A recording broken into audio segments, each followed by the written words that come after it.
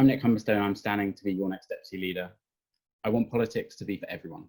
Politics is about people coming together and deciding how they want society to be. And right now, those decisions aren't being made by the people, they're being made by some people. We can see it in Parliament, and we can see it in our own membership too, that politics isn't diverse and we're not a diverse movement, and that has to change. Diversity is really important. It's about having more voices in the room and actually listening to those voices to make sure that we're not overlooking communities. We wouldn't expect to have a good policy on rent controls if no one in the room rented a place. So we need to reach out to new voters and more voters in order to have proper representation. As your next deputy leader, these are the things that I would take action and make sure we change. We need to be using language better.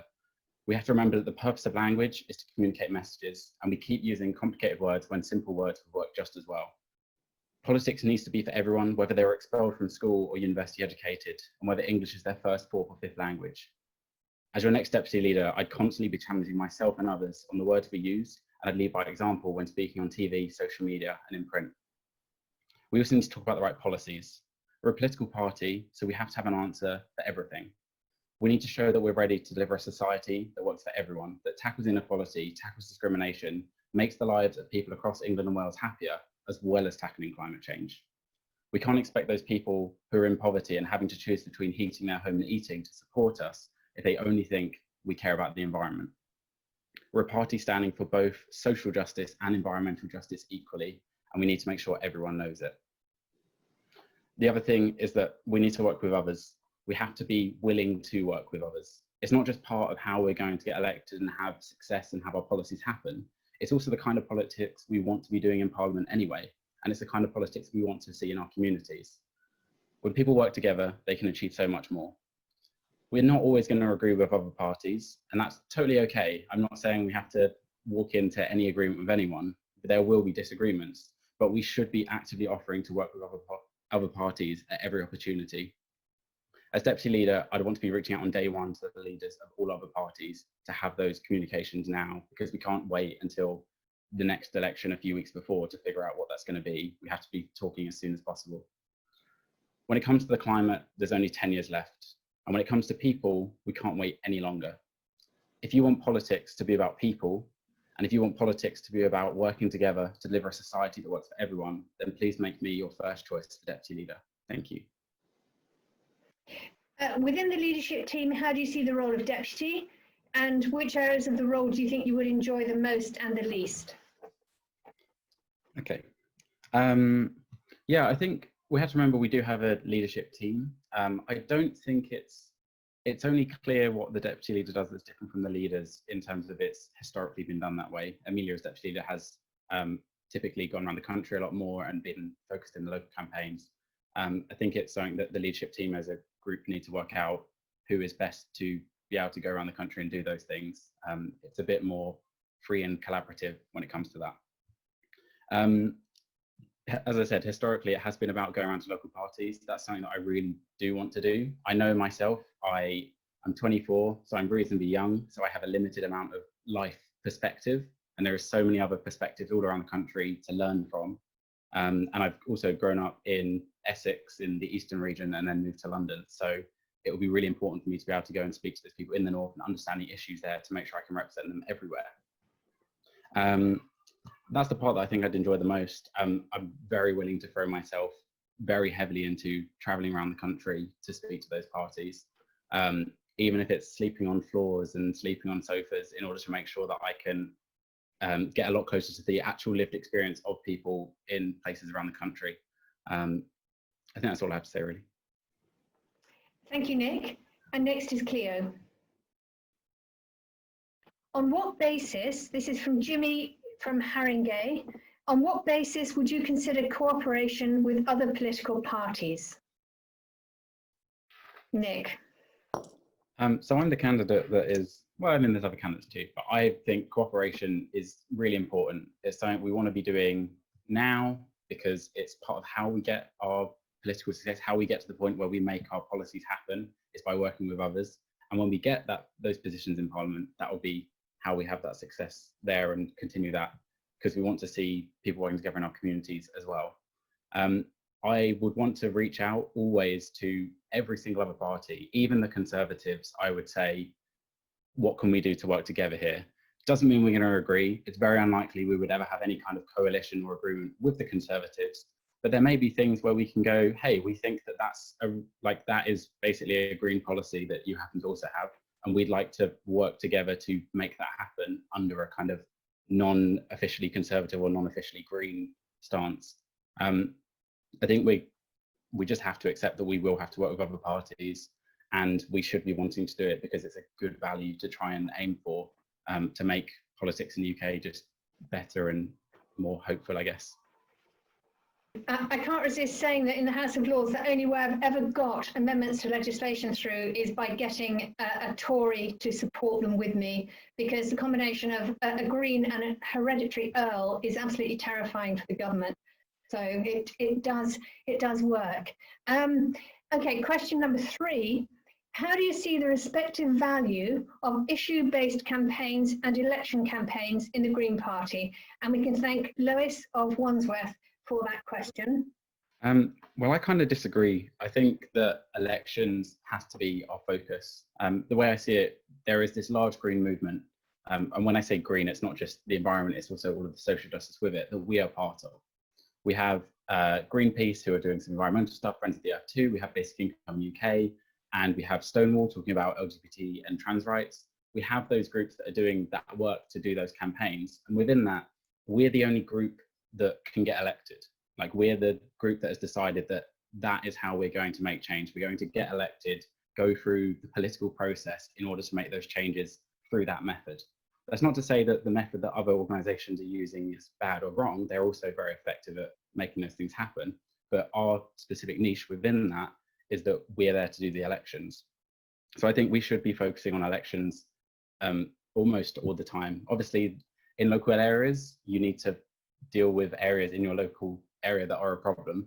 But I think that generally, if that was done for a political process by working hard to get someone elected, it's going to be a lot easier to make those changes rather than having to go through the effort of doing a really large campaign and getting so much support and having to spend so many hours putting it together just to have some people finally go, oh yeah, I guess you're kind of right. Yeah, I think the focus should be on elections. That's how we're going to win, and that's our part of the Green Movement, and it's kind of our duty and responsibility within that movement to use that method, because other organisations like charities can't use that method to make change happen. Thank you, Nick. Our next question comes through somebody who's watching today. The Green Party main task is to motivate the majority of English and Welsh population to demand urgent action on the climate. What do candidates think is the best way to achieve this? Yeah, I think in my campaign, something I've talked quite passionately about is thinking about the language that we use. It's not just an accessibility thing in terms of, like, I don't particularly have a textbook definition of what authoritarian means in my head. I think that we can often use language that's easier and just friendlier to most people. Language is really important because we know that some words just stop people listening. If I go and knock on someone's door and I mention the word socialist, if they've been reading certain papers, they're going to hear that word and go, I don't want anything to do with that. And I think it's really important that we make sure we're using language in the right way, because the idea that people that voted Labour are always going to vote Labour just simply isn't true. There is a large group of people who are not members of their party, so they are open for any option at each election. I remember in the last election seeing an episode of Victoria Derbyshire where they had people who were unsure on who they're going to vote for. And there were people there that I didn't think it was possible, but they were saying, I'm not sure whether to vote Labour or Conservative in this election. I didn't think that was something that could happen. But it just shows that people are making their minds up in the few weeks before an election from what they see. So if we can get the languaging and the messaging right, we can be there saying we have the best option and people will back us. So I think it is just talking about getting the language right. And when it comes to what we should talk about, you've mentioned the environment here, so obviously you care about the environment quite a lot. But I think talking a little bit more about social justice, because a lot of people, the issue of the environment is so removed from their personal life and their day-to-day experience. If we can talk about the social justice a bit more to build up our movement and get people with us, then our environmental message is going to be so much stronger. More than 250,000 people live in the remnants of empire. These people are affected by decisions in Parliament but are unrepresented. Is this acceptable? I'll say first, I do not fully understand the question in terms of I have not had experience or come across understanding this issue much before. I'm relatively young. I'd be very happy if people can send me some resources on Twitter so I can get a bit more educated on this. In terms of people being affected by decision in Parliament where they're not represented, of course that's terrible. Like, I am a very huge policy nerd and very much care about democratic reform and making things better. I think we also have to remember that democracy isn't something that we can just get right and be like, cool, we've done it. It's something that we have to keep on making better over time. And in terms of the empire generally, I obviously have a very low opinion of what happened, and I don't really understand how people can be proud of it in the UK. I think it's just horrible. But yeah, I don't have a specific understanding of the question. So if people can throw me some resources on Twitter, it would be very appreciated. Thank you. Thank you. Our next question. If you are elected, how will you work within the leadership team to promote respectful, tolerant debate within the party, and that there is no area which is designated as not up for debate? Yeah, I think obviously when this question comes up, it generally, like, the problem we have in the party at the moment is there is a transphobia problem when we're talking about trans rights going on. As a cis white man, it is hard for me to understand the lived experience of trans people and also the experience of women who feel that there is some kind of conflict between these two issues. In terms of promoting respectful, tolerant debate, the way that I think we can do that is mostly just as a leader, trying to lead in more of an inquisitive style of debating. Something that I'm vegan myself, and I've been speaking at some activist events in the past on the streets, and there was a group that were completely against it. They just ate raw meat, and that was all they ate. And like, the difference in those views, it's amazing. The difference in those views is so huge. And I know that in order for people to change their mind on something, we have to make sure we're listening and understanding their point of view first. So when it comes to having discussions with those people, there's no point me saying, hey, go vegan. Why aren't you vegan? It's a lot better if I first listen to understand how they came to this conclusion, because people's opinions aren't their identities. They came to their opinion because of conclusions and perspectives and evidence that they've seen. And if we can listen to and understand how they came to that decision, we can either work out that maybe our perspective is a bit skewed, or we can try and educate them as to why we think their perspective is different and why the conclusion they came to probably doesn't make sense compared to all the experiences and perspectives we've had. The next question, I think it'll have to be the final question.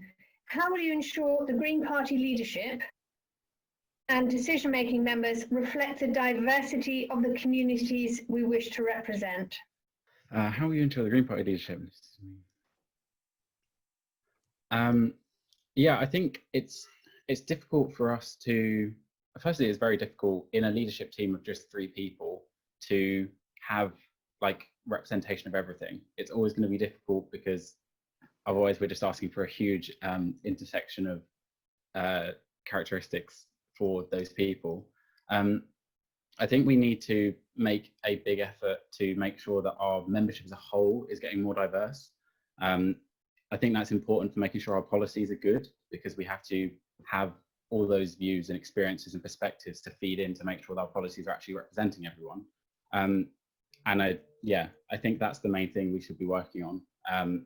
We have to make sure our membership gets more diverse, because if it doesn't, we can't be expected to appeal to people that aren't represented in our membership, because how would we necessarily know what they're experiencing if no one from those communities is in the membership?